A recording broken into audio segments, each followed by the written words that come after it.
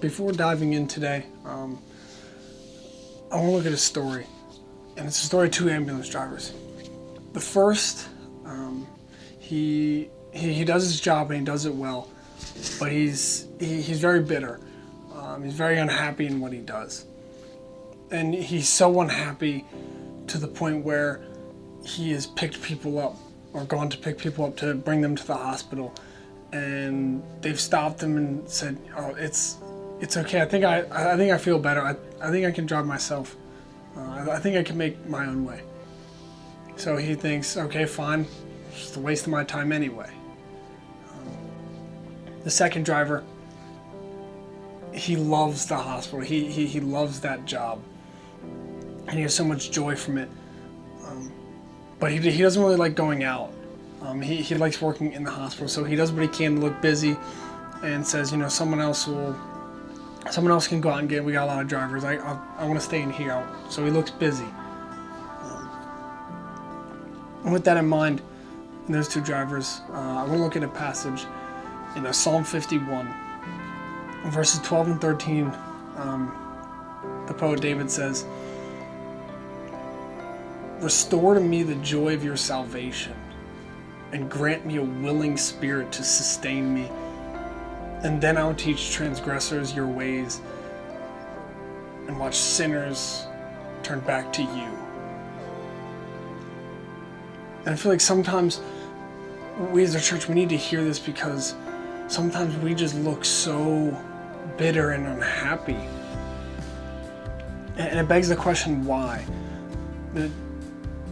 Why would we be so bitter and unhappy when we have the joy of God's salvation? That we have this knowledge that God literally came and rescued us from the dominion of darkness, and He died for us, shed His blood for us, and rose again and still lives today.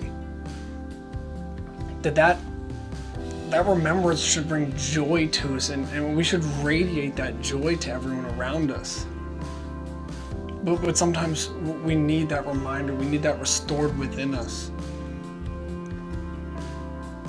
But it's not just to make happier churchgoers.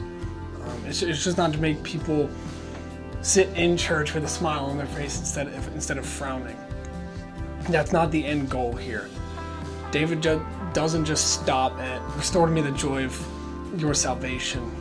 The next verse 13, he says, "And then I will teach transgressors your ways, and see sinners turn back to you."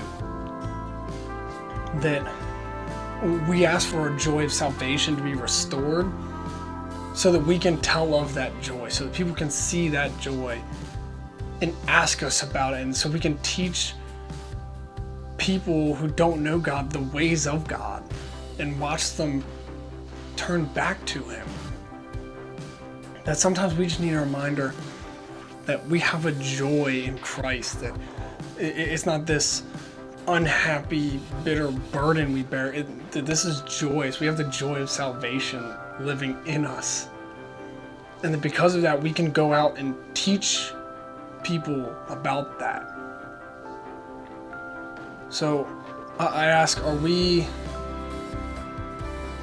one of the two ambulance drivers, or are we a third?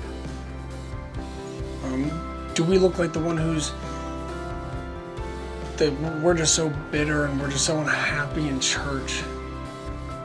Or are we the one who we just like to look busy in church but not go out and tell people about God? Because we're not the doctors, we're not the surgeons, but we are ambulance drivers. And we have this beautiful task given to us by Christ, to go out and make disciples of all the nations. So how do we approach that role? We either approach it in one of three ways. Either one, we do the job because we do the job, but we're just so bitter and unhappy about it. Or two, we have this joy, but we don't go out and actually do the job. We keep our joy within ourselves or within our church body or church context and don't tell anyone else about it. Or three, we have this joy where it overflows, and we say, hey, come on, this place it's a hospital for the sick, the needy, the broken. You can come and be restored. I'll bring you here.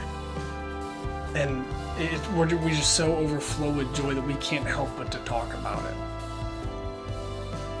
So which one are we? And if so, if we're not the third, if we're one of the first two, then maybe we need to ask God, like David said, restore to me the joy of your salvation and grant within me a willing spirit to sustain me. Then I will teach transgressors your ways and watch sinners turn back to you.